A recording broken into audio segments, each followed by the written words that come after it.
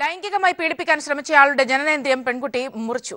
തിരുവനന്തപുരം പേട്ട സ്വദേശിനിയാണ് തന്നെ നിരന്തരം പീഡിപ്പിച്ചയാൾക്കെതിരെ അസാധാരണമായ രീതിയിൽ പ്രതികരിച്ചത്.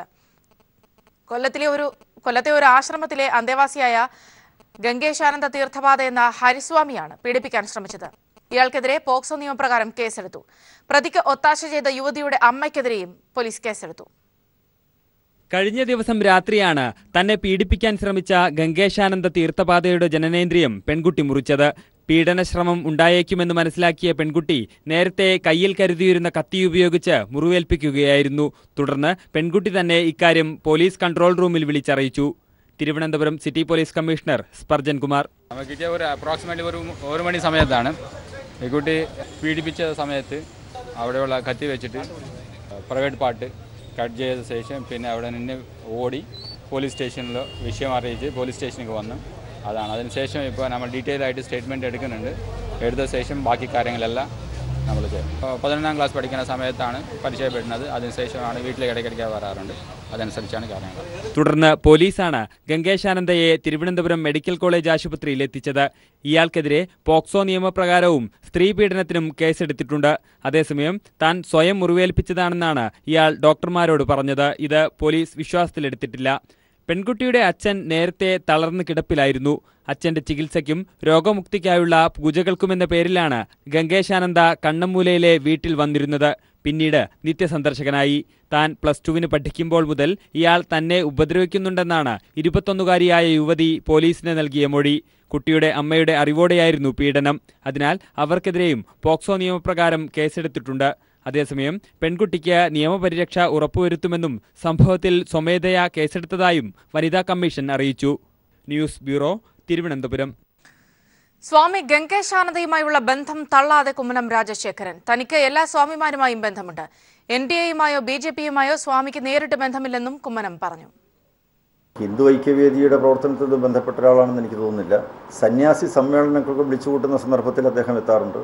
അദ്ദേഹം തീർത്ഥപാത പരമ്പരയിൽപ്പെട്ട ഒരു സന്യാസി എന്നുള്ള നിലയ്ക്ക് പല യോഗങ്ങളിലൊക്കെ പങ്കെടുത്തിട്ടുണ്ട്. അങ്ങനെ ഞാനും ആ സമ്മേളനത്തിലൊക്കെ പങ്കെടുത്തിട്ടുള്ള ഒരാളാണ്. ഞാൻ കാരണം വിശ്വ ഹിന്ദു പക്ഷത്തിൻ്റെയും ഹിന്ദു ഐക്യവേദിയൊക്കെ ചുമതലപ്പെട്ടിരിക്കുന്ന ഒരാളെന്നുള്ള നിലയ്ക്ക് ഞാൻ അതിലൊക്കെ പങ്കെടുത്തിട്ടുണ്ട്. ഇപ്പോൾ ഉണ്ടായിരിക്കുന്ന ഈ സംഭവം സംബന്ധിച്ച് കേസ് രജിസ്റ്റർ ചെയ്തിട്ടുണ്ട്. അന്വേഷണം ശക്തമായി നടക്കണം. കുറ്റം ചെയ്തിട്ടുള്ളവർക്കെതിരെ നടപടി സ്വീകരിക്കുന്നതിന് യാതൊരു തരത്തിലും ഒരു എതിർപ്പും ഭാരതീയ ജനതാ പാർട്ടിക്കില്ല, NDAയ്ക്കില്ല, ആർക്കും ഉണ്ടാവുമെന്ന് തോന്നുന്നില്ല. സ്വാമിക്ക് സംഘപരിവാർ ബന്ധം ഉണ്ട് എന്ന് തള്ളാതെ കുമ്മനം രാജശേഖരൻ. വിവിധ സംഘപരിവാറുമായി ബന്ധപ്പെട്ട നിരവധി പരിപാടികൾ സ്വാമി പങ്കെടുക്കുന്ന ചിത്രങ്ങളും ഇതിനകം പുറത്തായി കഴിഞ്ഞു. വിവരങ്ങളുമായി ജിതിൻ ചന്ദ്രൻ ചേരുന്നുണ്ട്. ജിതിൻ, വിശദാംശങ്ങൾ.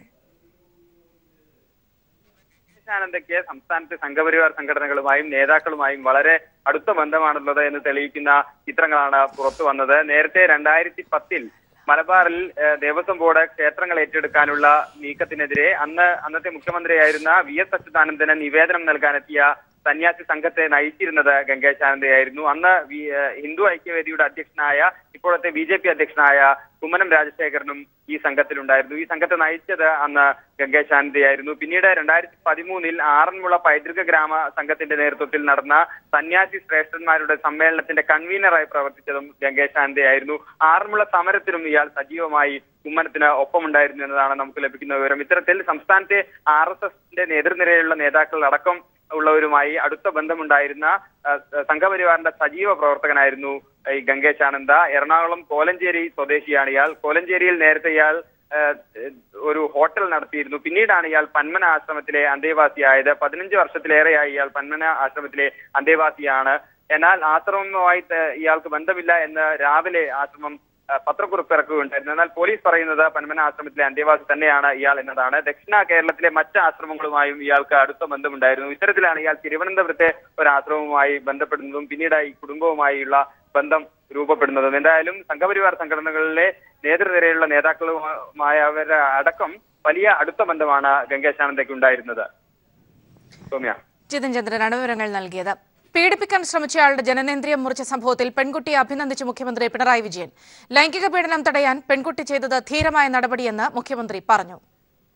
അത് നല്ല ഉദാത്തമായ ഒരു കാര്യമാണ്. അത് നല്ല ധീരമായ നടപടിയാണ്. അതിനകത്തൊരു സംശയമില്ല. അത്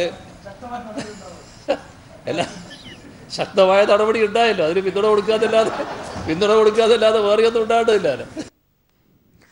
രാഷ്ട്രീയ സംസ്കാരത്തിന്റെ ശുദ്ധീകരണമാണ് LDF സർക്കാർ കഴിഞ്ഞ ഒരു വർഷത്തിനിടെ സംസ്ഥാനത്ത് നടപ്പാക്കിയതെന്ന് മുഖ്യമന്ത്രി പിണറായി വിജയൻ. UDF ഭരണകാലത്ത് ഉയർന്നുവന്ന അത്യന്തം ജീർണമായ രാഷ്ട്രീയ സംസ്കാരത്തെ ആരോഗ്യവത്തായ ഒരു രാഷ്ട്രീയ സംസ്കാരം കൊണ്ട് പകരം വെച്ചു.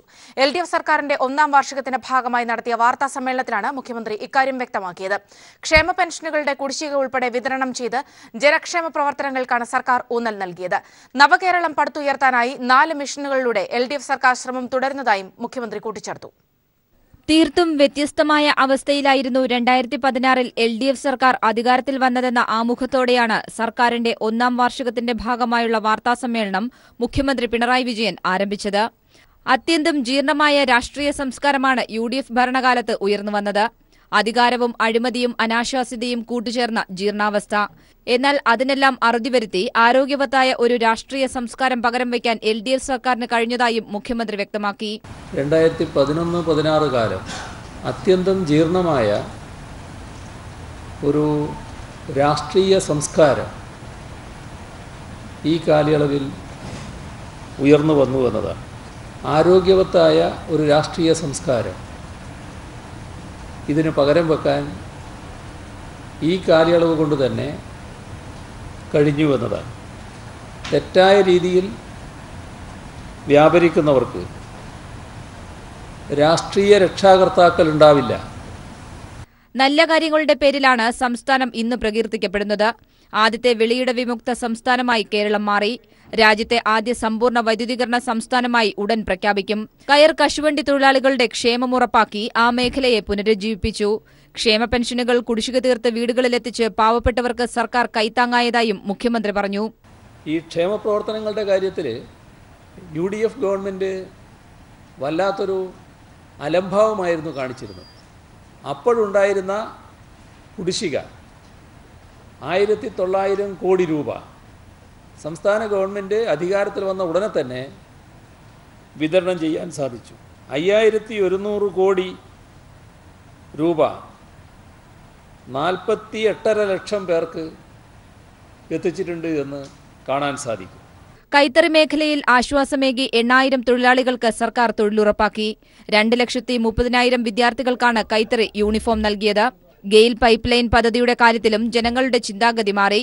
സിവിൽ ഏവിയേഷൻ രംഗത്തെ കമ്പനികളുമായി സർക്കാർ നടത്തിയ ചർച്ച രാജ്യത്തു തന്നെ ഇത്തരത്തിൽ ആദ്യത്തേതായിരുന്നു. അടിസ്ഥാന സൌകര്യ വികസനത്തിൽ എതിർപ്പുകളെയും വിവാദങ്ങളെയും മറികടന്ന് മുന്നോട്ടു പോകാൻ സർക്കാരിനായി. വിഭവ സമാഹരണത്തിനുള്ള ശ്രമമാണ് കിഫ്ബി എന്ന പുതിയ സംവിധാനത്തിലൂടെ നടത്തുന്നത്. തീരദേശ മലയോര ഹൈവേകൾ വൻ തുക ചെലവാക്കി യാഥാർത്ഥ്യമാകുന്നു. 36,000-ലധികം പേർക്ക് ഒരു വർഷത്തിനിടെ PSC മുഖേന നിയമനം നൽകി. 2,500ഓളം പുതിയ തസ്തികകളും സൃഷ്ടിച്ചു. കണ്ണൂർ വിമാനത്താവളത്തിന്റെ ഉദ്ഘാടനം ഉടൻ നടക്കുമെന്നും മുഖ്യമന്ത്രി വ്യക്തമാക്കി. നവകേരളം പടുത്തുയർത്താനായി ഹരിത കേരളം, ലൈഫ്, ആർദ്രം, പൊതുവിദ്യാഭ്യാസ സംരക്ഷണ യജ്ഞം എന്നീ 4 മിഷനുകളിലൂടെ LDF സർക്കാർ ശ്രമം തുടരുന്നതായും മുഖ്യമന്ത്രി തിരുവനന്തപുരത്ത് വിശദീകരിച്ചു. News bureau, Thiruvananthapuram. വിവാദങ്ങളുടെ പുറകെ പോകാൻ സർക്കാർ ഉദ്ദേശിക്കുന്നില്ലെന്ന് മുഖ്യമന്ത്രി പിണറായി വിജയൻ. ഒരു തരത്തിലെ വിവാദങ്ങളും സർക്കാരിന്റെ പ്രവർത്തനങ്ങളെ ബാധിച്ചിട്ടില്ല. UDF സർക്കാരിന്റെ കാലത്തെ അഴിമതി കേസുകളിൽ LDF സർക്കാരിന് മൃദു സമീപനമില്ലെന്നും മുഖ്യമന്ത്രി വ്യക്തമാക്കി. കൊച്ചി മെട്രോ പ്രധാനമന്ത്രി തന്നെ ഉദ്ഘാടനം ചെയ്യുന്നതാണ് നല്ലതെന്നും മുഖ്യമന്ത്രി തിരുവനന്തപുരത്ത് വാർത്താ സമ്മേളനത്തിൽ മറുപടി നൽകി. കേരളത്തിൽ വിവാദങ്ങൾക്ക് ഒരു കാലത്തും ക്ഷാമമില്ല. അതുകൊണ്ട് തന്നെ വിവാദങ്ങളുടെ പുറകെ പോകാനല്ല സംസ്ഥാന സർക്കാർ ഉദ്ദേശിക്കുന്നത്. ഒരു തരത്തിലെ വിവാദങ്ങളും സർക്കാരിന്റെ പ്രവർത്തനങ്ങളെ ബാധിച്ചിട്ടില്ലെന്നും മുഖ്യമന്ത്രി പിണറായി വിജയൻ വ്യക്തമാക്കി. വിവാദങ്ങളുടെ പുറകെ പോകാനായിരിക്കില്ല ഈ സർക്കാരിന് താല്പര്യം. കാര്യങ്ങൾ പ്രാവർത്തികമാക്കുന്നതിലായിരിക്കും. അപ്പോൾ വിവാദങ്ങൾ ഒരു ഭാഗത്ത് നടക്കും, സർക്കാർ അതിൻ്റെ പിന്നാലെ പോകാനല്ല ഉദ്ദേശിക്കുന്നത്. ഇവിടെ നടപ്പാക്കേണ്ട കാര്യങ്ങൾ അത് നമ്മുടെ പൊതുസമൂഹത്തിന് വേണ്ടിയുള്ള കാര്യങ്ങളാണ്. ആ കാര്യങ്ങൾ നടപ്പാക്കാനാണ് സർക്കാർ ഉദ്ദേശിക്കുന്നത്. അത് നടപ്പാക്കുന്നതിൽ ഒരു തരത്തിലുള്ള വിവാദവും പ്രതികൂലമായി ബാധിക്കില്ല എന്നതാണ് എനിക്ക് പറയാനുള്ളത്. ഒരു അഴിമതിക്കാരനെയും സംരക്ഷിക്കുന്ന നിലപാട് സംസ്ഥാന സർക്കാരിനില്ല. UDF സർക്കാരിന്റെ കാലത്തെ അഴിമതി കേസുകളിൽ സർക്കാരിന് മൃദു സമീപനമില്ല. എന്നാൽ അന്വേഷണ ഏജൻസികളുടെ കാര്യത്തിൽ ഇടപെടില്ലെന്നും മുഖ്യമന്ത്രി വ്യക്തമാക്കി. മുൻകാലത്തെ അഴിമതിയോട് ഏതെങ്കിലും തരത്തിൽ വിട്ടുവീഴ്ച ചെയ്യുന്ന സമീപനം സർക്കാരിനില്ല. അത് രാഷ്ട്രീയ ശത്രുക്കളോടായാലും ഞങ്ങളെ രാഷ്ട്രീയ സുഹൃത്തുക്കളോടായാലും ആരുടെ കാര്യത്തിലും അന്വേഷണ ഏജൻസി ഇന്ന വഴിക്ക് നീങ്ങണമെന്നത് ഞങ്ങൾ അങ്ങനെ പറയാറില്ല. അതേസമയം കേസുകളുടെ കാര്യത്തിൽ വേഗത വേണം എന്നത് പൊതുവിൽ പറഞ്ഞിട്ടുണ്ട്.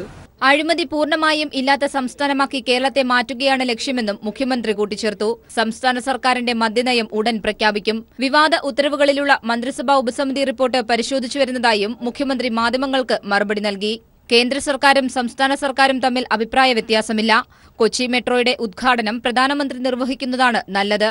അദ്ദേഹം എത്തില്ലെന്നറിയിച്ചാൽ മറ്റ് നടപടികളെക്കുറിച്ച് ആലോചിക്കുമെന്നും മുഖ്യമന്ത്രി തിരുവനന്തപുരത്ത് വിശദീകരിച്ചു. News bureau, Thiruvananthapuram. Kochi metro വിഷയത്തിൽ വിവാദങ്ങളൊന്നും വേണ്ടെന്ന് മന്ത്രി കടകംപള്ളി സുരേന്ദ്രൻ. ഉദ്ഘാടനത്തിന് പ്രധാനമന്ത്രിയുടെ സമയത്തിനായി കാത്തിരിക്കുന്നു. പ്രധാനമന്ത്രി അസൌകര്യം അറിയിച്ചാൽ മുഖ്യമന്ത്രി ഉദ്ഘാടനം ചെയ്യും. മറ്റ് ദക്ഷിണേന്ത്യൻ സംസ്ഥാനങ്ങളിൽ മെട്രോയുടെ ഉദ്ഘാടനം അതത് മുഖ്യമന്ത്രിമാർ നിർവഹിച്ചിട്ടുണ്ടെന്നും കടകംപള്ളി സുരേന്ദ്രൻ കോഴിക്കോട് പറഞ്ഞു. ഞാൻ പത്രസമ്മേളനത്തിൽ കൃത്യമായി പറഞ്ഞിരുന്നു, പ്രധാനമന്ത്രിക്ക് വേണ്ടിയിട്ട് നമ്മൾ കാത്തിരിക്കുകയാണ്. പ്രധാനമന്ത്രി ഡേറ്റ് കിട്ടിയാൽ മെട്രോയുടെ ഉദ്ഘാടനം നടത്താനായിട്ട് സാധിക്കും. ആവർത്തിച്ചുള്ള ചോദ്യത്തിനൊരു മറുപടി പറയുകയായിരുന്നു. ആവർത്തിച്ച് പത്രക്കാരുടെ ഭാഗത്തുനിന്ന് ചോദ്യം വന്നു, പ്രധാനമന്ത്രി ഈ ദിവസങ്ങളിലൊന്നുമില്ല, വരുന്ന കുറച്ച് ദിവസം തുടർച്ചയായിട്ടുണ്ടാവില്ല, എന്താ ചെയ്യാന്ന് ചോദിച്ചാൽ ഇപ്പോഴും എനിക്ക് പറയാനുള്ള മറുപടി അത് തന്നെയാണ്. പ്രധാനമന്ത്രി വരില്ല എന്ന് ഉറപ്പായാൽ ബഹുമാനപ്പെട്ട മുഖ്യമന്ത്രി ആ കർത്തവ്യം നിർവഹിക്കും. അക്കാര്യത്തിൽ ഒരു സംശയമില്ല. അത് ഞാൻ ഇന്നലെയും പറഞ്ഞു. അതിനകത്തൊരു ആശങ്കയും സംശയം ഉണ്ടാകേണ്ട കാര്യമില്ല. ഇവിടെ ദക്ഷിണേന്ത്യയിലെ മിക്കവാറുമുള്ള എല്ലാ മെട്രോകളും ഉദ്ഘാടനം ചെയ്ത് മുഖ്യമന്ത്രിമാർ തന്നെയാണ്, കേന്ദ്രമന്ത്രിമാരുടെ സാന്നിധ്യത്തിൽ. ഇപ്പോൾ ഈ അടുത്ത കാലത്ത് ബാംഗ്ലൂരിലെ ഒരു മെട്രോ ഉദ്ഘാടനം ചെയ്തത് കർണാടക മുഖ്യമന്ത്രിയാണ്. കൊച്ചി മെട്രോയുടെ ഉദ്ഘാടനത്തിനായി സംസ്ഥാനം പ്രധാനമന്ത്രിയെ ക്ഷണിച്ച് ഒരു മാസമായിട്ടും മറുപടിയില്ല. ഏപ്രിൽ 11-നാണ് മുഖ്യമന്ത്രി പിണറായി വിജയൻ പ്രധാനമന്ത്രിയെ ക്ഷണിച്ചുകൊണ്ട് കത്തയച്ചത്. കത്തിന്റെ പകർപ്പ് പീപ്പിളിന് ലഭിച്ചു.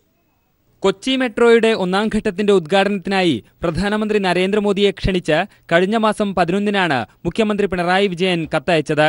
കേരളത്തിന്റെ സ്വപ്ന പദ്ധതി പ്രധാനമന്ത്രി തന്നെ ഉദ്ഘാടനം ചെയ്യണമെന്നാണ് സംസ്ഥാനത്തിന്റെ താൽപര്യമെന്ന് വ്യക്തമാക്കിയായിരുന്നു കത്ത്. മെയ് 2ാം പകുതിയിൽ പ്രധാനമന്ത്രിക്ക് സൗകര്യമുള്ള ഒരു ദിവസം ഉദ്ഘാടനത്തിനായി എത്തണമെന്നാണ് കത്തിൽ അഭ്യർത്ഥിച്ചിരുന്നത്. എന്നാൽ മെയ് 2ാം പകുതിയായിട്ടും പ്രധാനമന്ത്രിയുടെ ഓഫീസ് കത്തിന് മറുപടി നൽകിയിട്ടില്ല. അതിനാൽ ഉദ്ഘാടന തീയതിയും തീരുമാനിക്കാനായില്ല. പ്രധാനമന്ത്രിയുടെ ഓഫീസുമായി നിരന്തരം ബന്ധപ്പെട്ടുകൊണ്ടിരിക്കുകയാണെന്ന് മുഖ്യമന്ത്രി പറഞ്ഞു. ഏതോ തെറ്റിദ്ധാരണയുടെ ഭാഗമായിട്ടാണ് ഈ 30-ന് ഉദ്ഘാടനം നടത്താൻ തീരുമാനിച്ചിരിക്കുന്നു എന്ന് പറയുന്നത്. അങ്ങനെ ഒരു തീയതി നിശ്ചയിച്ചിട്ടില്ല. പ്രധാനമന്ത്രിയുടെ തീയതിക്ക് വേണ്ടി കാത്തു നിൽക്കുകയാണ്. അതല്ലെങ്കിൽ പ്രധാനമന്ത്രി ഇല്ല എന്ന് പറയണം, വേറെ അന്നേരം ആലോചിക്കും. ഇപ്പോൾ ഒരു തീയതിയും ആലോചിച്ചിട്ടില്ല. കേന്ദ്ര നഗരവികസന മന്ത്രിയെയും ഉദ്ഘാടനത്തിന് ക്ഷണിച്ച് സംസ്ഥാനം കത്തയച്ചിരുന്നു. ഈ കത്തിനും മറുപടി ലഭിച്ചിട്ടില്ല. ചെന്നൈ മെട്രോയുടെ 3 ഘട്ടവും ബാംഗ്ലൂർ മെട്രോയും അവിടുത്തെ മുഖ്യമന്ത്രിമാരാണ് ഉദ്ഘാടനം ചെയ്തിരുന്നത്. എന്നാൽ ഇവിടെ മെട്രോ കുതിക്കാൻ എല്ലാ തയ്യാറെടുപ്പുകളും പൂർത്തിയായിട്ടും ഉദ്ഘാടനത്തിനായി കേരളം പ്രധാനമന്ത്രിയെ കാത്തിരിക്കുകയാണ്. News bureau, Thiruvananthapuram. CK വിനീതിനെ സർവീസിൽ തിരിച്ചെടുക്കണമെന്നാവശ്യപ്പെട്ട് കേന്ദ്രത്തിന് കത്ത് നൽകുമെന്ന് മന്ത്രി AC മൊയ്തീൻ. അനുകൂല തീരുമാനമുണ്ടായില്ലെങ്കിൽ സംസ്ഥാന സർക്കാർ ജോലി നൽകും. ഇക്കാര്യം മുഖ്യമന്ത്രിയുമായി ചർച്ച ചെയ്തതായി മന്ത്രി പറഞ്ഞു. അത് ഞങ്ങൾ ആലോചിക്കും. കേന്ദ്ര ഗവൺമെന്റ് തീരുമാനം വരട്ടെ. ഇപ്പോൾ കേന്ദ്രമന്ത്രി ഇടപെട്ടിട്ടുണ്ടെന്ന് പറയുന്നു. തിരുത്തി അവർക്ക് തയ്യാറാവുമെങ്കിൽ അങ്ങനെ, അല്ലെങ്കിൽ സംസ്ഥാന സർവീസിൽ അദ്ദേഹത്തിന് എവിടെയെങ്കിലും ജോലി കൊടുക്കാൻ കഴിയുന്ന രീതിയിൽ മുഖ്യമന്ത്രിയുമായിട്ട് ആലോചിച്ച് ആവശ്യമായ തീരുമാനമെടുക്കും. ആ കാര്യത്തിൽ പോസിറ്റീവായ സമീപനമാണ് സംസ്ഥാന ഗവൺമെന്റ് സ്വീകരിക്കുക. കേന്ദ്രമന്ത്രിയുമായിട്ട് ഞാൻ ഇതുവരെ സംസാരിച്ചിട്ടില്ല. തിങ്കളാഴ്ച അദ്ദേഹവുമായി സംസാരിക്കുന്നുണ്ട്. കത്തയക്കാൻ ഏർപ്പാട് ചെയ്തിട്ടുണ്ടെന്ന് തിങ്കളാഴ്ച നേരിട്ട് സംസാരിക്കും. കൊടുംവരൾച്ചയിൽ വയനാടൻ കാടുകളിൽ ഇക്കൊല്ലം ചെരിഞ്ഞത് 18 കാട്ടാനകൾ. ബന്ദിപ്പൂർ മുതുമല വനമേഖലകളിൽ കൂടി ഉൾപ്പെടുത്തിയാൽ മരണപ്പെട്ട കാട്ടാനകളുടെ എണ്ണം 38ആണ്. വനത്തിലെ വരൾച്ചയ്ക്ക് പരിഹാരമായി വനംവകുപ്പ് 7.5 ലക്ഷം ലിറ്റർ വെള്ളം കുളങ്ങളിലും മറ്റും നിറച്ചുവെങ്കിലും ഇതെല്ലാം ഭാഗികമായ ഗുണം ചെയ്തുള്ളൂ. വയനാട് വന്യജീവി സങ്കേതത്തിലും നോർത്ത് വയനാട്, സൗത്ത് വയനാട് ഡിവിഷനുകളിലും തമിഴ്നാട് അതിർത്തി പ്രദേശങ്ങളിലെ 5 റേഞ്ചുകളിലുമാണ് കണക്കെടുപ്പ്.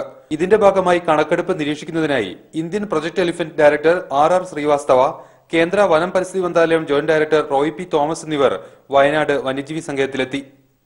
This exercise is already over. Field exercise is over for the northeastern India. For the eastern India also it is over. So, and this is the southern. This is in progress, and I think next week, that is 23 to 27, we will be conducting for northern India, and then we will compile, collect the figures and work out. Maybe by July or August we should be able to come up with a result and bring our report. ഓരോ ഡിവിഷനിലും അതത് DFOമാർക്കാണ് കണക്കെടുപ്പിന് ചുമതല. കാടുകളെ വിവിധ ബ്ലോക്കുകളാക്കി തിരിച്ച് ഓരോ ബ്ലോക്കിലും 3 പേരടങ്ങിയ സംഘമാണ് കണക്കെടുപ്പ് നടത്തുന്നത്. News bureau, Wayanad. Ahalia ദേശീയോത്സവ നൃത്തോത്സവത്തിന് പാലക്കാട് വാളയാർ അഹല്യ ക്യാമ്പസിൽ തുടക്കമായി. മുദ്ര നൃത്തോത്സവത്തിന്റെ ഉദ്ഘാടനം ജില്ലാ കളക്ടർ പി മേരിക്കുട്ടി നിർവഹിച്ചു. ചടങ്ങിൽ Coimbatore Aryavaidya pharmacy manager Padmashri Krishnakumar, IIT Palakkad director PB Sunilkumar, Ahalya managing trustee Ajith Prasad, heritage village director RVK Varma എന്നിവർ പങ്കെടുത്തു. തുടർന്ന് നടൻ വിനീതും സംഘവും അവതരിപ്പിച്ച സെമി ക്ലാസിക്കൽ നൃത്തം അരങ്ങേറി. 9 ദിവസങ്ങളിലായി നടക്കുന്ന പരിപാടിയിൽ ചലച്ചിത്ര താരങ്ങളായ ശോഭന, ആശ ശരത് തുടങ്ങി നിരവധി പ്രമുഖ നർത്തകർ പരിപാടികൾ അവതരിപ്പിക്കും. കോഴിക്കോട് കനോലി കനാലിന്റെ കൈവഴിയായ ചെമ്പ്രത്തോട് സ്വകാര്യ വ്യക്തി കയ്യേറാൻ ശ്രമിക്കുന്നതായി പരാതി. തോട് കയ്യേറി മണ്ണിട്ട് നികത്താനുള്ള സ്വകാര്യ വ്യക്തിയുടെ നീക്കം നാട്ടുകാർ തടഞ്ഞു. ചെമ്പ്ര പാലത്തിനടുത്തായി തോടിന്റെ വലിയൊരു ഭാഗം കയ്യേറി കല്ലുകൊണ്ട് ഭിത്തി കെട്ടി മണ്ണിട്ട് നികത്താനുള്ള ശ്രമമാണ് നടക്കുന്നത്. സർവേ കല്ലിളക്കി മാറ്റിയ ശേഷം പാലത്തിനടുത്ത് നിന്ന് 50 മീറ്ററോളം നീളത്തിൽ തോടിന്റെ 4 മീറ്ററോളം കയ്യേറി ഭിത്തി നിർമ്മിക്കുന്നതിനായി നിർമ്മാണ പ്രവൃത്തികൾ ആരംഭിച്ചിരുന്നു. കാരണം ഇതിന് മുന്നേ ഇത് തടഞ്ഞതാണ് ഈ സംഭവം. ഇങ്ങനെ കെട്ടുമ്പോൾ അത് നിർത്തിച്ച് 1 വർഷം കഴിഞ്ഞു എന്നാണ് പറഞ്ഞത്. 1 വർഷത്തോളം കഴിഞ്ഞ് ഇപ്പോൾ രണ്ടാമത് അദ്ദേഹം വന്ന് കെട്ടുക. ഇത് ഇവിടെ കെട്ടിക്കഴിഞ്ഞിട്ടുണ്ടെങ്കിൽ ചേവരമ്പലം വരെ എല്ലാ ജനങ്ങൾക്കും വളരെയധികം ബുദ്ധിമുട്ട് അനുഭവപ്പെടുന്ന സ്ഥലമാണ്. കൂടാതെ തൊട്ടപ്പുറത്തുള്ള ഒരു വീടുണ്ട്. ആ വീട്ടിലെ പ്രശ്നം അതിലവിടെ ഇടിഞ്ഞിട്ട് അവർക്കും ബുദ്ധിമുട്ടാണ്. മണ്ണും മാലിന്യങ്ങളും നിറഞ്ഞു നിൽക്കുന്നതിനാൽ തോടിന്റെ ഒഴുക്ക് ഭാഗികമായി തടസ്സപ്പെട്ടിട്ടുണ്ട്. ഇരിങ്ങാടമ്പള്ളി ചേവരമ്പലം ഭാഗത്ത് നിന്ന് ഒഴുകിയെത്തുന്ന തോടിന്റെ ഒഴുക്ക് തടസ്സപ്പെട്ടാൽ മഴക്കാലത്ത് സമീപത്തെ വീടുകളിലേക്ക് വെള്ളം കയറുമെന്ന ആശങ്കയിലാണ് നാട്ടുകാർ. ഭിത്തി കെട്ടി പുഴയുടെ വീതി കുറഞ്ഞാൽ മറുവശത്ത് മണ്ണിടിച്ചിലുണ്ടാവാനും സാധ്യതയുണ്ട്. സംഭവം ചൂണ്ടിക്കാട്ടി കലക്ടർ ഉൾപ്പെടെയുള്ള ഉന്നത ഉദ്യോഗസ്ഥർക്ക് പരാതി നൽകാനൊരുങ്ങുകയാണ് നാട്ടുകാർ. News bureau, Kozhikode. Voting machine പരിശോധിക്കാൻ രാഷ്ട്രീയ പാർട്ടികൾക്ക് തെരഞ്ഞെടുപ്പ് കമ്മീഷൻ അനുമതി നൽകി. ജൂൺ 3 മുതൽ വോട്ടിംഗ് മെഷീൻ പരിശോധിക്കാനാണ് അനുമതി.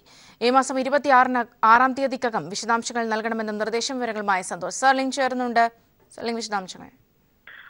സൗമ്യ, കഴിഞ്ഞ 5 നിയമസഭാ തെരഞ്ഞെടുപ്പുകൾക്ക് ശേഷം വിവിധ സംസ്ഥാന പാർട്ടികൾ, ദേശീയ പാർട്ടികളാകട്ടെ വോട്ടിംഗ് മെഷീൻ ക്രമക്കേട് നടന്നു എന്ന് ആരോപിച്ചിരുന്നു. ഈ സാഹചര്യത്തിലാണ് ഡൽഹിയിൽ തെരഞ്ഞെടുപ്പ് കമ്മീഷൻ ഇപ്പോൾ പ്രത്യേകം വാർത്താ സമ്മേളനം വിളിച്ചു ചേർത്തത്.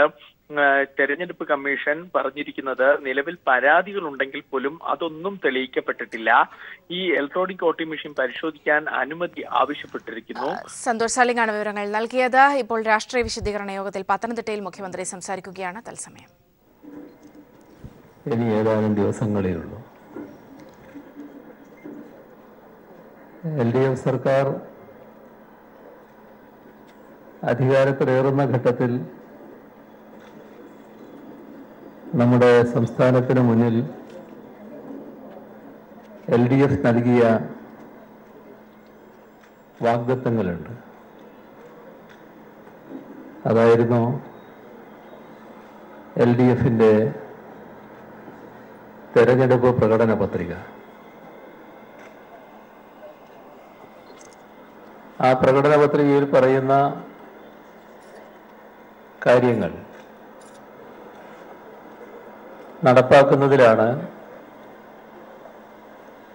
LDF government പ്രതിജ്ഞാബദ്ധം. നമ്മുടെ കേരളത്തിൽ LDF ആദ്യമായി അധികാരത്തിൽ വന്നതല്ല. സംസ്ഥാനത്തിനും സംസ്ഥാനത്തിലെ ജനങ്ങൾക്കും LDFന്റെ ഭരണം എന്ന് പറഞ്ഞാൽ എന്താണ് എന്നത്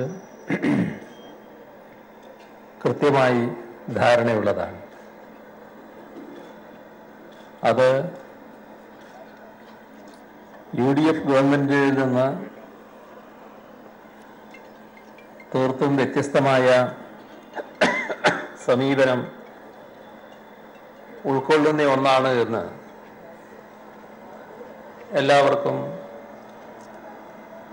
ബോധ്യമുള്ള കാര്യമാണ്.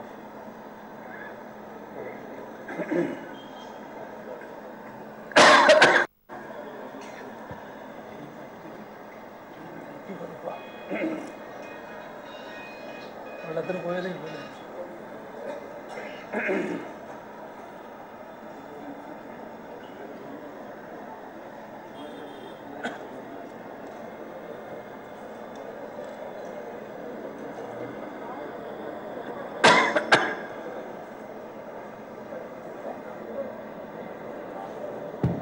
ഇനി അത് ചൂടാക്കി കൊണ്ടുവരണം. അതിരിക്കട്ടെ. അപ്പൊ LDF അധികാരത്തിൽ വരുന്ന സമയത്ത് തന്നെ LDFനെ പറ്റി ജനങ്ങൾക്ക് ഒരു മുൻധാരണയുണ്ട് എന്നത് വ്യക്തമാക്കാനാണ് ഞാനത് സൂചിപ്പിച്ചത്. നമ്മുടെ കേരളത്തിൽ മുൻപ് അധികാരത്തിലുണ്ടായിരുന്ന UDF ഗവൺമെൻറ്റുകൾ,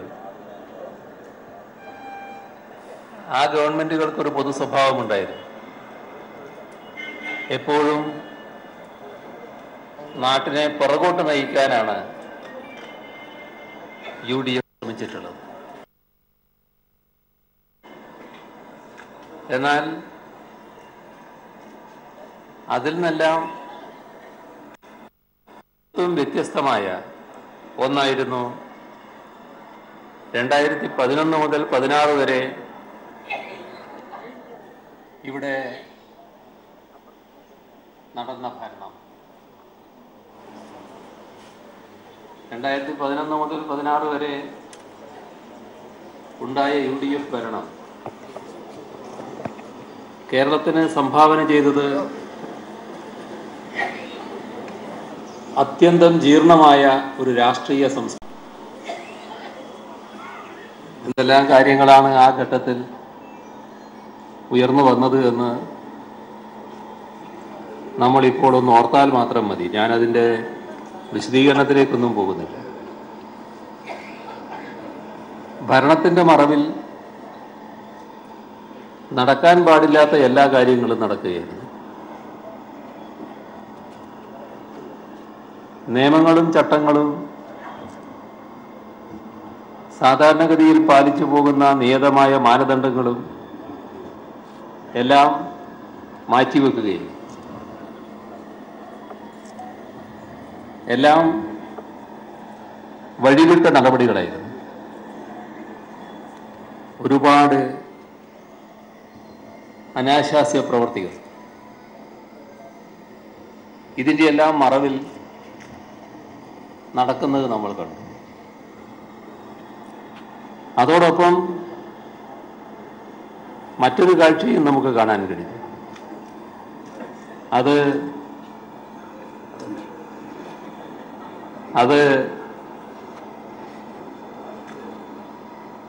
ഇത്തരം ദുർവൃത്തന്മാരെ ആകെ ഭരണം ഉപയോഗിച്ച് സംരക്ഷിക്കുന്ന നിലപാടായിരുന്നു. മാത്രമല്ല വേറൊരു കാഴ്ചയും നമ്മൾ കണ്ടു.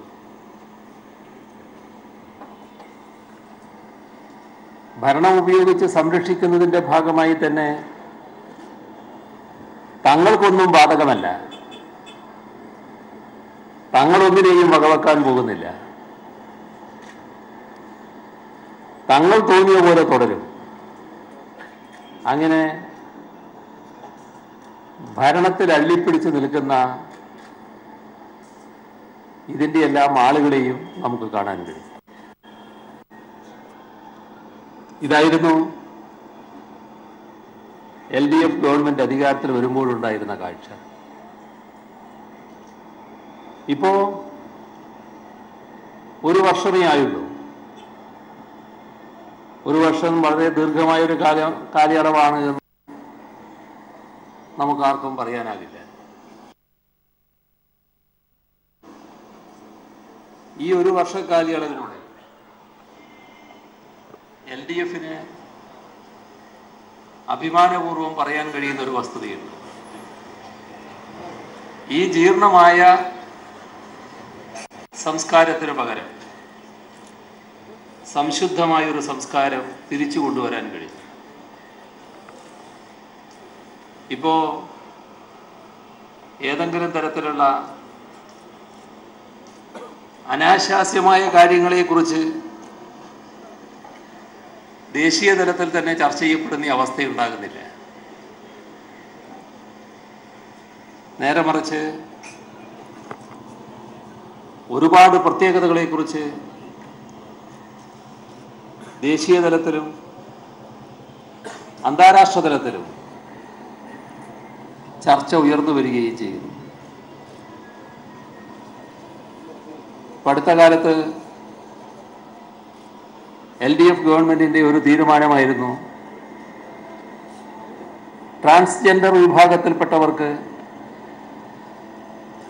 നാം പുതുതായി ആരംഭിക്കുന്ന കൊച്ചി മെട്രോയിൽ ജോലി നൽകുമെന്നത്. ലോകത്തെ ആദ്യത്തെ സംഭവമെന്ന നിലക്ക് അത് ലോകശ്രദ്ധ തന്നെ പിടിച്ചു പറ്റിയിരിക്കുകയാണ്. ഇങ്ങനെയുള്ള ഒരു പുതിയ രീതി നമുക്ക് തിരിച്ചു കൊണ്ടുവരാൻ കഴിഞ്ഞിരിക്കുന്നു. ആരും നിയമത്തിന് അതീതരല്ല. എന്തും നിയമവിധേയമായി നടക്കാവും. ഇക്കാര്യത്തിൽ LDFന് നിർബന്ധമുണ്ട്. LDF സർക്കാർ ആ നിലയിലാണ് കാര്യങ്ങൾ നീക്കിക്കൊണ്ടിരിക്കുന്നത്. ഇവിടെ 2016 വരെയുള്ള കേരളത്തിന്റെ അവസ്ഥ നമ്മളെല്ലാവരും ചിന്തിച്ചിരുന്നത് ചില കാര്യങ്ങളിൽ നമുക്ക് മുന്നോട്ട് പോകാനാവില്ല എന്നായിരുന്നു. അങ്ങനെ മുന്നോട്ട് പോകാനാവില്ല എന്ന് ചിന്തിച്ചപ്പോൾ ചിലർ വല്ലാതെ വേദനിക്കുകയും ചെയ്തു. അപ്പൊ നമ്മുടെ നാട്ടിലെ നാഷണൽ ഹൈവേയുടെ വികസനം അതൊരു അസാധ്യമായ കാര്യമെന്ന മട്ടിലായിരുന്നു കേരളം പൊതുവെ കണക്കാക്കിയിരുന്നത്. കാരണം കേരളത്തിന് ഭൂമി അധികമില്ല. ഈ ഹൈവേ വികസനം എന്ന് പറയുമ്പോൾ അതിന് ഭൂമി എടുക്കണം. അപ്പോ അസാധ്യമായ കാര്യമാണ്. ഇതായിരുന്നു ചിന്ത. ശരിയാണ്, കേരളത്തിൽ അധികം ഭൂമിയില്ല. പക്ഷേ നാടിന്റെ മൊത്തമായ ആവശ്യം പരിഗണിച്ചു വരുമ്പോൾ ഇവിടെ നാഷണൽ ഹൈവേയുടെ വികസനം വളരെ പ്രധാനമാണ്. അതൊഴിച്ചുകൂടാത്തതാണ്. അതിന് ഭൂമി എടുക്കുമ്പോൾ കുറെ ആളുകൾക്ക് കുറച്ച് ബുദ്ധിമുട്ട് വരും എന്നത് ശരിയാണ്. കാരണം അവരുടെ കയ്യിലുള്ള ഭൂമിയാണ് എടുക്കേണ്ടത്. കുറച്ചു പേർക്ക് വരുന്ന ബുദ്ധിമുട്ടും നാഷണൽ ഹൈവേ ശരിയായ രീതിയിൽ വികസിച്ചു വന്നാൽ നാടിനാകെ ഉണ്ടാകുന്ന ഗുണവും ഇതാണ് താരതമ്യപ്പെടുത്തേണ്ടത്. ഒരു സർക്കാർ അപ്പോൾ ഏതിന്റെ കൂടെ നിൽക്കണം എന്നത് പ്രധാനമാണ്. നാടിന്റെ ആകെ താല്പര്യത്തോടൊപ്പം നിൽക്കാനാണ് സർക്കാർ തയ്യാറാകേണ്ടത്. LDF സർക്കാരിന് ഒരു സംശയവും ഈ കാര്യത്തിലുണ്ടായില്ല. സംശയമില്ലാതെ വന്നപ്പോ നാഷണൽ ഹൈവേയുടെ വികസനം യാഥാർത്ഥ്യമാകുന്ന നിലയിലേക്ക് പോകുന്നു. പഴയ എതിർപ്പിപ്പോ ആ തോതിലില്ല. ഭൂമി എടുക്കാൻ കഴിയാത്തതല്ല എന്നൊരു അന്തരീക്ഷം വരുന്നു. ഭൂമി എടുക്കൽ യാഥാർത്ഥ്യമാകാൻ പോകുന്നു. നേരത്തെ നാഷണൽ ഹൈവേ വികസനം യാഥാർത്ഥ്യമാകില്ല എന്ന് വിചാരിച്ചിരുന്നവർ തന്നെ ഇപ്പോൾ ഇവിടെ യാഥാർത്ഥ്യമാകാൻ പോകുന്നുവെന്ന് ചിന്തിക്കാൻ തുടങ്ങിയിരിക്കുന്നു. എന്തുകൊണ്ടാണിത്? അവിടെയാണ് ഇച്ഛാശക്തിയുള്ള ഒരു ഗവൺമെന്റിന്റെ പ്രസക്തി വരുന്നത്. ആ ഇച്ഛാശക്തി ഇടതുപക്ഷ ജനാധിപത്യ മുന്നണിക്കുണ്ട്. അതുകൊണ്ട് തന്നെ LDF ഗവൺമെന്റിന് ആ നയം ശരിയായ രീതിയിൽ മുന്നോട്ട് കൊണ്ടുപോകാൻ കഴിയും. ഇവിടെ യാഥാർത്ഥ്യമാകാൻ പോകുന്നില്ല എന്ന് കണക്കാക്കിയ മറ്റൊരു പദ്ധതിയുണ്ട്. അതാണ് ഗെയിലിന്റെ പൈപ്പ് ലൈൻ. പെട്രോനെറ്റ് LNG കൊച്ചിയിൽ വരുന്നുവെന്ന് കുറെ കാലം മുമ്പേ തീരുമാനിച്ചതാണ്. അത് ഇന്ത്യയിലെ വിവിധ സ്ഥലങ്ങളിൽ ആ പദ്ധതി നടപ്പാക്കുന്നതിന്റെ ഭാഗമായി കണ്ടെത്തിയതായിരുന്നു. നമ്മുടെ നാടൊഴികെ അന്ന് നിശ്ചയിച്ച മറ്റ് സ്ഥലങ്ങളിലെല്ലാം ആ പദ്ധതി യാഥാർത്ഥ്യമായി ഗ്യാസ് പല ആവശ്യങ്ങൾക്ക് ഉപയോഗിച്ചു തുടങ്ങി. നമ്മൾ പഴയ അവസ്ഥയിൽ തന്നെയാണ്. ഇതിന് പൈപ്പ് ലൈൻ ഇട്ട് ഗ്യാസ് അവിടെ നിന്ന് കൊണ്ടുപോകണം. പൈപ്പ് ലൈൻ ഇടാൻ വേണ്ടി ശ്രമം ആരംഭിച്ചപ്പോൾ നേരത്തെ പറഞ്ഞ അതേ നില തന്നെ ഉണ്ടായി. അവരെ പ്രയാസത്തിലാഴ്ത്താതെ നല്ല നിരക്കുള്ള നഷ്ടപരിഹാരം നൽകുക എന്നത് തന്നെയാണ് സർക്കാരിന്റെ പരിപാടി. അതോടൊപ്പം പുനരധിവാസമടക്കമുള്ള പദ്ധതികളും നടപ്പാക്കി അവരെ സംരക്ഷിക്കുക എന്നുള്ളത് തന്നെയാണ്. സർക്കാരിന്റെ ഈ തുറന്ന മനസ്സിനോട് ഒപ്പം നിൽക്കുന്നവരെയാണ് നമുക്കിവിടെ കാണാൻ കഴിഞ്ഞത്. ഇതോടൊപ്പം തന്നെ ഇതെല്ലാം പശ്ചാത്തല സൗകര്യ വികസനത്തിന്റെ പ്രശ്നങ്ങളാണ്. രണ്ട് കാര്യം കൂടി അടുത്ത കാലത്ത് LDF ഗവൺമെന്റ് പ്രഖ്യാപിച്ചത് നിങ്ങൾ ശ്രദ്ധിച്ചിട്ടുണ്ടാവും. ഒന്ന് മലയോര ഹൈവേ, മറ്റൊന്ന് തീരദേശ ഹൈവേ. ഇത് രണ്ടും നമ്മുടെ പശ്ചാത്തല സൗകര്യ വികസനത്തിൽ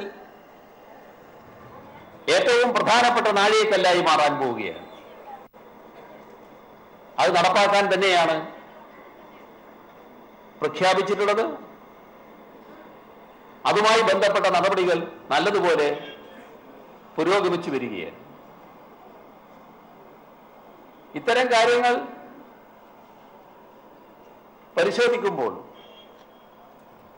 നമുക്ക് സാധാരണ വന്നു ചേരാറുള്ള വിഷമം, വലിയ പ്രയാസം, ആവശ്യമായ പണം നമ്മുടെ കയ്യിലില്ല എന്നുള്ളതാണ്. നമ്മുടെ സംസ്ഥാനത്തിന്റെ വിഭവശേഷി അത്ര വലുതല്ല. സാധാരണ നിരക്ക് ബജറ്റിന്റെ ഭാഗമായി പദ്ധതികൾ ഓരോന്നും നടപ്പാക്കുമ്പോൾ നമ്മുടെ കയ്യിലുള്ള പണം ചെലവഴിക്കാവുന്ന അത്രയും പദ്ധതി മാത്രമേ നടപ്പാക്കാനാവൂ. എന്നാൽ നമ്മുടെ ആവശ്യം വളരെ വലുതാണ്. കാലാനുസൃതമായി നമ്മുടെ നാടിന്റെ വികസനം ഉറപ്പാക്കണമെങ്കിൽ നല്ലതുപോലെ പണം ചെലവഴിക്കണം. നമുക്ക് ബജറ്റിന്റെ ഭാഗമായി അത്രയും പണം കണ്ടെത്താനാവില്ല. എന്നുവെച്ച് നാടിന്റെ വികസന കാര്യത്തിൽ ഒന്നും ചെയ്യാനാവില്ല എന്ന സമീപനം സ്വീകരിക്കാൻ LDF ഗവൺമെന്റിനെ പോലൊരു ഗവൺമെന്റ് കഴിയോ? അത് കഴിയില്ല എന്നതുകൊണ്ട് തന്നെയാണ് പുതിയൊരു സാമ്പത്തിക സ്രോതസ്സിന്റെ സംവിധാനം ഒരുക്കിയത്. അതാണ് കിഫ്ബി. കിഫ്ബി എന്നത് ഇത്തരം കാര്യങ്ങൾക്ക് പണം കണ്ടെത്താനുള്ള ഒരു സ്രോതസ്സാണ്. 50,000 കോടി രൂപ നമ്മുടെ സംസ്ഥാനത്ത് വ്യത്യസ്ത വികസന പരിപാടികൾ നടപ്പാക്കുന്നതിനായി കിഫ്ബിയിലൂടെ കണ്ടെത്താൻ കഴിയുമെന്നാണ് സംസ്ഥാന ഗവൺമെന്റ് കണക്കാക്കുന്നത്. വ്യത്യസ്ത പദ്ധതികൾ എന്ന് പറയുമ്പോൾ ആ പദ്ധതികളെല്ലാം നടപ്പാക്കേണ്ടത് വ്യത്യസ്ത ഡിപ്പാർട്ട്മെന്റുകൾ തന്നെയാണ്, അതിലൊരു സംശയമില്ല. അതുമായി ബന്ധപ്പെട്ട മറ്റ് ക്രമീകരണങ്ങളെല്ലാം വിവിധ ഡിപ്പാർട്ട്മെന്റുകൾ ഉറപ്പുവരുത്തും. അന്താരാഷ്ട്ര തലത്തിൽ തന്നെ പ്രശസ്തരായ സാമ്പത്തിക വിദഗ്ധരടങ്ങുന്ന കമ്മിറ്റിയാണ് കിഫ്ബിയുടെ കാര്യങ്ങൾ മോണിറ്റർ ചെയ്യുക. അങ്ങനെ സൂക്ഷ്മമായ നിരീക്ഷണത്തോടെ നടപ്പാക്കുന്ന വിവിധ പദ്ധതികളിലൂടെ നാടിന്റെ വികസനം ഉറപ്പുവരുത്തുക എന്നതാണ് സംസ്ഥാന സർക്കാർ കാണുന്നത്. ഇക്കാര്യത്തിൽ LDF സർക്കാർ അധികാരത്തിൽ വരുമ്പോൾ LDF പരസ്യമായി പറഞ്ഞൊരു കാര്യമുണ്ട്, ഒരു നവകേരളം സൃഷ്ടിക്കണം. എങ്ങനെയുള്ള കേരളം? മതനിരപേക്ഷ, അഴിമതിരഹിത, വികസിത കേരളം. ഇത്തരമൊരു കേരളമാണ് നമുക്കിവിടെ വാർത്തെടുക്കേണ്ടത്. വികസനത്തെക്കുറിച്ച് LDFന്റെ കാഴ്ചപ്പാട് ഏതെങ്കിലും ഒരു പ്രത്യേക മേഖലയുടെ വികസനം മാത്രമല്ല, നമ്മുടെ നാടിന്റെ സാമൂഹ്യനീതിയധിഷ്ഠിതമായ സർവതലസ്പർശിയും സമഗ്രവുമായ വികസനമാണ് LDF കാണുന്നത്. ഇന്ന് രാജ്യത്ത് ആഗോളവൽക്കരണ നയം നടപ്പാക്കുന്നതിന്റെ ഭാഗമായുള്ള ഉദാരവൽക്കരണ സ്വകാര്യവൽക്കരണ നടപടികൾ അതിവേഗതയിൽ നടന്നുകൊണ്ടിരിക്കുകയാണ്. അതിനെല്ലാം മുന്നിൽ ശക്തമായൊരു ബദൽ സൃഷ്ടിക്കുകയാണ് LDF ഗവൺമെന്റ്. വലതുപക്ഷത്തിന് ആ ബദലൊന്നും ഒരു ബദലായി തോന്നാനിടയില്ല. അവർക്ക് അത്തരം കാര്യങ്ങൾ വലിയ തോതിൽ ഗണിക്കപ്പെടേണ്ടവയുമല്ല. ഉദാഹരണത്തിന്, സർക്കാർ അധികാരത്തിൽ വന്ന ഉടനെ നമ്മുടെ കേരളത്തിലെ വളരെ പാവപ്പെട്ടവരായ ക്ഷേമ പെൻഷൻ അർഹതയുള്ള ആളുകളുടെ പെൻഷൻ നൽകാൻ തീരുമാനിച്ചു. എന്തായിരുന്നു ആ പാവങ്ങളുടെ ധാരണ? തന്റെ കണ്ണടയുന്നതിന് മുൻപ് ഇനി ഈ പെൻഷൻ കിട്ടാൻ പോകുന്നില്ല എന്നായിരുന്നു. അവരുടെ കയ്യിലാണ് വളരെ കാലമായി കിട്ടാത്ത പെൻഷൻ ഒന്നിച്ച് LDF സർക്കാർ വിവിധ സഹകരണ ബാങ്കുകൾ മുഖേന വീട്ടിലെത്തിച്ചത്. നാം കണ്ടു ആ പ്രായമുള്ളവർ ആ നോട്ടുകളും കയ്യിൽ വെച്ച് പല്ലില്ലാത്ത മോണ കാട്ടി ചിരിക്കുന്ന ആ ചിത്രം. അതുകൊണ്ട് കേരളത്തിന്റെ ആകെ മനം കുളിർക്കുകയായിരുന്നു. പക്ഷേ വലതുപക്ഷത്തിന് അതൊരു പ്രധാന പരിപാടിയല്ല. എന്തിനിവർക്കൊക്കെ ഈ പെൻഷൻ ഇങ്ങനെ കൊടുത്ത് ഖജനാവ് പാപ്പരാക്കുന്നത് എന്താണ് അവരുടെ ചിന്ത? നമ്മുടെ കേരളത്തില് ഏറ്റവും കൂടുതൽ തൊഴിലെടുക്കുന്ന തൊഴിലാളികളുള്ള മേഖല പരമ്പരാഗത വ്യവസായ മേഖലയാണ്. പരമ്പരാഗത വ്യവസായ മേഖലയിൽ കശുവണ്ടി തൊഴിലാളികൾ ഇനി ഫാക്ടറി തുറക്കുന്ന കാര്യം സംശയമാണ്. അടഞ്ഞു കിടക്കുകയാണ്. ഇനി തുറക്കാൻ പോകുന്നില്ല എന്ന് ധരിച്ചു നിൽക്കുകയാണ്. നിരവധി പ്രക്ഷോഭങ്ങൾ തൊഴിലാളികൾ നടത്തി. ഒന്നിനും ഫലമുണ്ടായില്ല. അപ്പോഴാണ് LDF ഗവൺമെന്റ് അധികാരത്തിൽ വന്നത്. LDF ഗവൺമെന്റ് അധികാരത്തിൽ വന്നതോടെ 18,000 തൊഴിലാളികൾക്കാണ് നമ്മുടെ സംസ്ഥാനത്ത് തൊഴിലെടുക്കാൻ അവസരമൊരുക്കിയത്.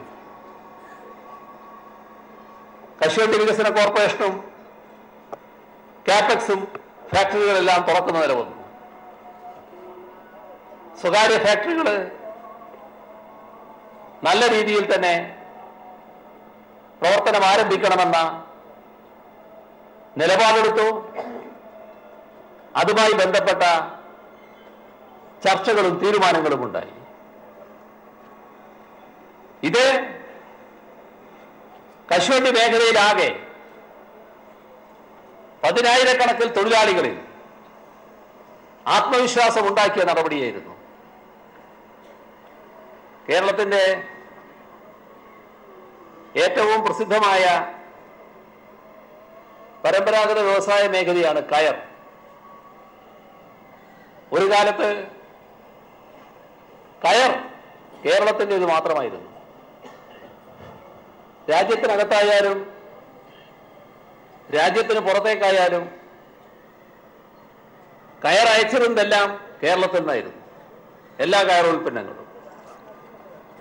മെല്ലെ മെല്ലെ നാം പുറകോട്ട് പോയി. ഇപ്പോ ഏറ്റവും പുറകിൽ നിൽക്കുകയാണ് നമ്മൾ.